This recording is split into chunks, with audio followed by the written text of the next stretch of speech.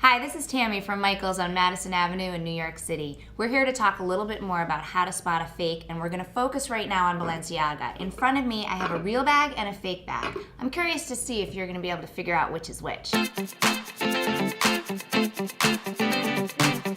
Balenciaga was started by Cristobal Balenciaga in 1918 in Spain. After the Civil War, he actually moved that fashion house to Paris, which is where it resides today.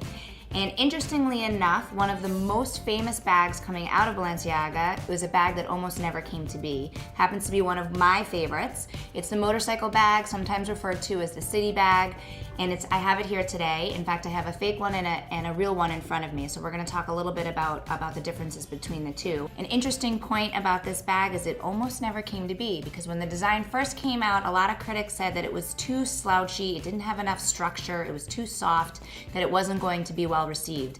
And in fact, it's one of the most popular Balenciaga bags, and they've done it in a couple of different sizes and hundreds of different colors, so I'm really glad that they actually pushed it through. So let's talk about what makes it real.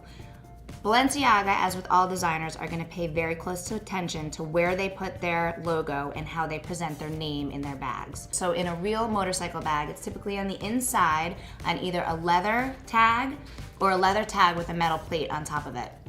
This bag is real, this bag happens to be fake. It is the fake version with the metal tag on top, so I can talk to you a little bit about what that's gonna look like. So the real one over here, which is the leather tab, you can see Balenciaga Paris is crisp. It's very well placed into the center of the tag, centered from left to right, and the logo is absolutely pristine. There also is a dot that separates Balenciaga from Paris. On this fake one over here, you'll see that Balenciaga Paris, it just looks different, for one, and also there's a dash between the two, Balenciaga and Paris. That's not how they do their logo. So back to this real one that we have. If you flip the leather tags over, you're gonna see the serial number on the back, and actually, even though you're flipping it over, it's right side up when you're looking at it. That's an important point when you're looking to authenticate a bag, a motorcycle bag. Another point is that this stitching where it's attached to the bag is black, whereas everywhere else on the bag, it's essentially the same color as the bag. Where the tag attaches to the bag, you have black stitching across the top. This bag also has the black stitching across the top.